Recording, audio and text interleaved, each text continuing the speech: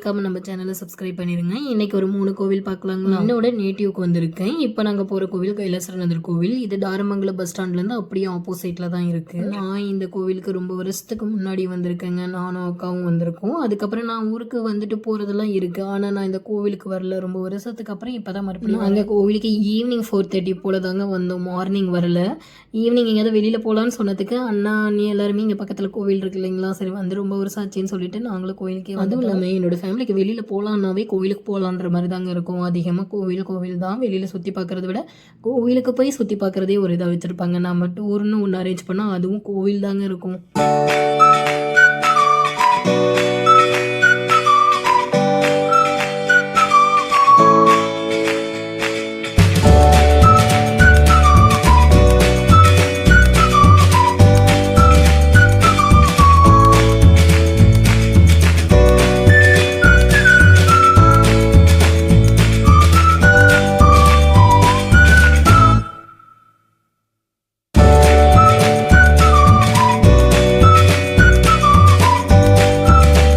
கல் பாருங்கள் வாய்க்குள்ளே இருக்குது. எல்லாமே எடுக்க ட்ரை பண்ணுவோம். ஃபஸ்ட்டு எல்லாமே எல்லாம் எடுத்து பார்ப்பாங்க, வராது.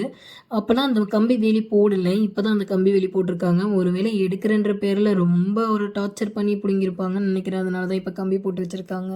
இந்த இடம் வந்து உள்ள கோகை மாதிரி இறங்கி வரணுங்க. கோவிலுக்குள்ளேயே இந்த இடம் இருக்குது. கொஞ்சம் கீழே இறங்கி வந்து இந்த சாமி கும்பிட்ற மாதிரி இருக்கும். உள்ளே இறங்கி வந்து கும்பிடணுமே, அதனால வேண்டாம்னு நினச்சோம். ஆனால் பாப்பாளுங்க ஒரே இன்ட்ரெஸ்ட்டு, உள்ளே போய் போகலாம் உள்ளே போய் பார்க்கலான்ட்டு. அதனாலேயும் உள்ளே இறங்கி வந்தோம். பார்க்க நல்லா தாங்க இருந்துச்சு. கொஞ்சம் ஏறுறது தான் கொஞ்சம் கஷ்டமாக இருந்துச்சு. பார்க்குறதுக்கு குட்டி தஞ்சை கோவில் மாதிரியே இருக்குங்க. ஏன்னா அதே மாதிரியே தான் இருக்கும். என்ன தஞ்சை கோவில் வந்து ரொம்ப பெருசாக இருக்கும், இது கொஞ்சம் குட்டியாக இருக்குது. ஆனால் பார்க்க அப்படியே உள்ள செல்லு நாட்டலோடுங்க. எங்கே போனாலும் நாட்டலோடு தான். அதனால என்ன பண்ணுறது, அதனால கொஞ்சமாக மட்டும் காட்டிட்டு அதுக்கப்புறம் வெளியில் வந்துட்டோம்.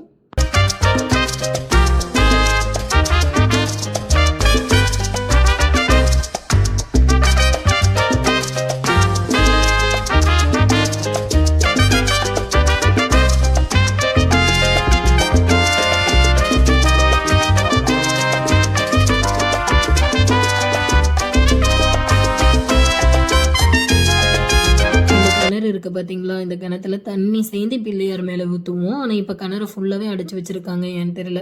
அதனால் இப்போ தண்ணி வந்து பிடிச்சி ஊற்றுற மாதிரி தான் இருந்துச்சு. அதனால் நாங்களும் பிடிச்சி பிள்ளையார் மேலே ஊற்றணும். பாப்பாங்க பயங்கர என்ஜாய்டுங்க, ஜாலியாக என்ஜாய் பண்ணிகிட்டு இருந்தாலுங்க. இந்த குட்டி பிள்ளைக்கு வேறு நான் யானை மேலே உட்காந்து ஃபோட்டோ எடுத்தே ஆகணுமாமா.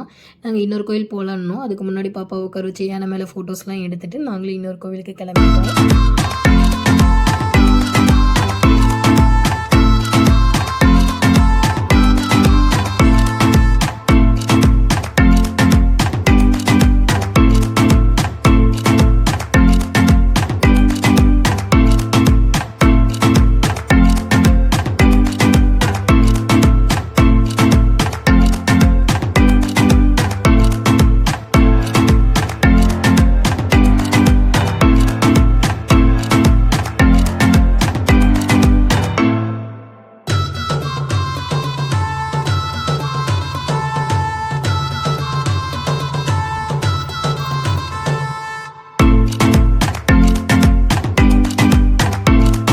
ஆதிபராசக்தி கோவில் தாங்க. இந்த கோவிலுக்கு நான் இப்போ தான் ஃபர்ஸ்ட் டைம் வரேன்.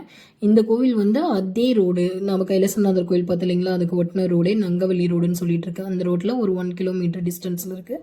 அந்த ரோட்லேயே வந்து ரைட் சைடில் கட் பண்ணி அப்படியே ஸ்ட்ரெயிட் ரோட்டில் ஒரு 1/2 மீட்டர் டிஸ்டன்ஸில் தான் இந்த கோயில் ஆதிபராசக்தி கோவில். பார்க்கவே ரொம்ப நல்லா இருக்குல்ல. ஆதிபராசக்தியோட சிலையை நான் இப்போ தான் ஃபர்ஸ்ட் டைம் இவ்வளோ பெரிய சிலையாக பார்க்குறேன். இந்த கோவில் இருக்கிறது நிறைய பேருக்கு தெரியுமான்னு தெரியலங்க. ஏன்னா உள்ள கிராமத்துக்குள்ளே இருக்குது.